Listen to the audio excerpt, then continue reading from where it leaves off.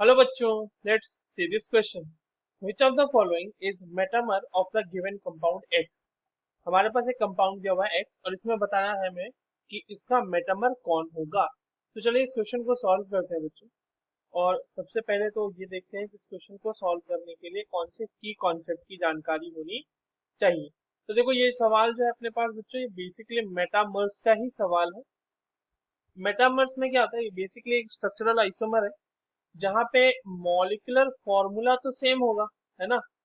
Molecular formula same होगा, पर जो ग्रुप्स होंगे ना, groups on either side of functional group are different. Functional group के आइदर साइड पे जो ग्रुप लगे हुए होते हैं वो डिफरेंट होंगे, ठीक है। और एक बात ध्यान देनी है कि यहाँ पे फंक्शनल ग्रुप अपने को चेंज नहीं करना। मतलब ऐसे जब हम मेटामर्स बना रहे हैं तो फंक्शनल ग्रुप हमारा वही रहेगा जो हमारे पेरेंट कंपाउंड में दिया हुआ है। तो देखिए अपना जो कंपाउंड यहाँ पे है बच्चों, वो ये है कि यहाँ पे एक बेंजीन रिंग है, यहाँ पे NH C double bond O, और इधर एक साइक्लोहेक्सेन रिंग लगी हुई है।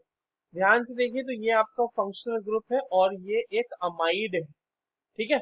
अब अपने ऑप्शंस को चेक करो। देखो पहला ऑप्शन जो है वहां दोनों ही साइड पे एक मतलब एक तरफ बेंजीन था हमारे पास और एक तरफ साइक्लोहेक्सेन था। बट ऑप्शन ए में दोनों ही साइड पे साइक्लोहेक्सेन लगा दिया, जो कि पॉसिबल नहीं है क्योंकि मॉलिक्यूलर फॉर्मूला ही मैच नहीं करेगा ना। एक बेंजीन रिंग के मॉलिक्यूलर फॉर्मूला को हम कंपेयर नहीं कर सकते साइक्लोहेक्सेन के साथ, राइट।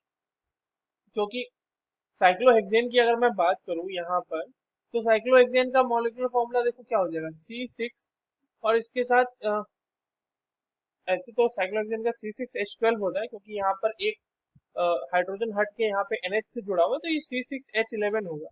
वहीं पे जब हम फिनाइल ग्रुप की बात कर रहे हैं तो ये बेसिकली C6H5। तो हाइड्रोजन का नंबर ऑफ हाइड्रोजन तो बढ़ गए ना, तो मॉलिक्यूलर फॉर्मूला सेम नहीं है, इसका मतलब ये मेटामर नहीं हो सकता।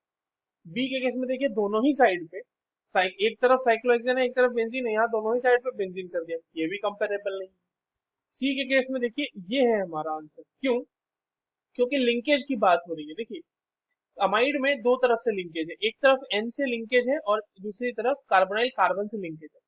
तो कार्बोनाइल कार्बन से एक तरफ साइक्लोहेक्सेन लगा हुआ है और एन जो आपका अमाइड का एन है, नाइट्रोजन एटम है, उससे बेंजीन रिंग लगी हुई है।